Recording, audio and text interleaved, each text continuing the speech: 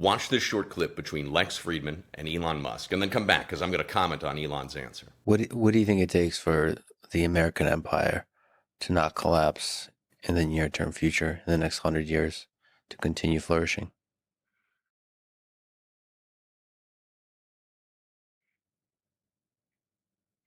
Well, the single biggest thing that is often actually not mentioned in history books, but Durant does mention it, is the birth rate. So, perhaps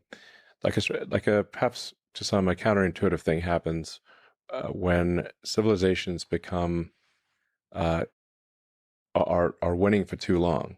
That the birth rate declines. It can often decline quite rapidly. We're seeing that throughout the world today. Okay, Elon's answer has to be the dumbest answer that you could possibly give. And it's even more so because it's Elon, right? You have that much further to fall. Access to tons of information, super smart, and very powerful. And by powerful, I mean he can garner an audience whenever he wishes and get his message out, as is evident by being on Lex's show as well as many others. And his answer to increasing the longevity of the United States, the number one thing to focus on is that we should have more kids.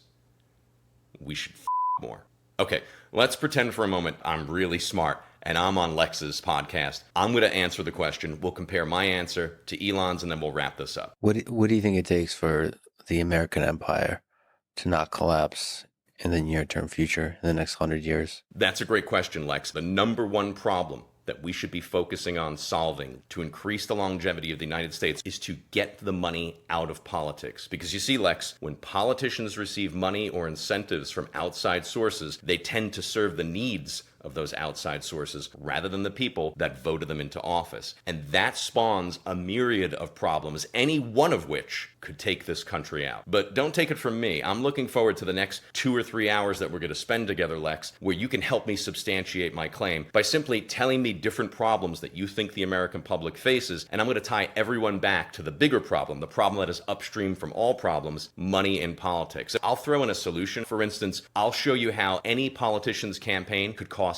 $0. Before we begin, Lex, something that's disturbing me, the lack of attention that this topic gets. Like, I understand why the politicians don't bring it up, but money in politics is something that every American agrees on, and yet it's never spoken about by the general public. Maybe they're just preoccupied with all these different problems. Maybe they're being told that they should have more kids and they're kind of busy with that. I'm not really sure. What's even more disturbing, super smart, influential people like myself don't mention it. It's really weird, but I'm hoping on this podcast, Lex, we're going to start a real revolution, and all the other big, smart, influential people out there are going to talk about it so that this is the only thing the politicians hear.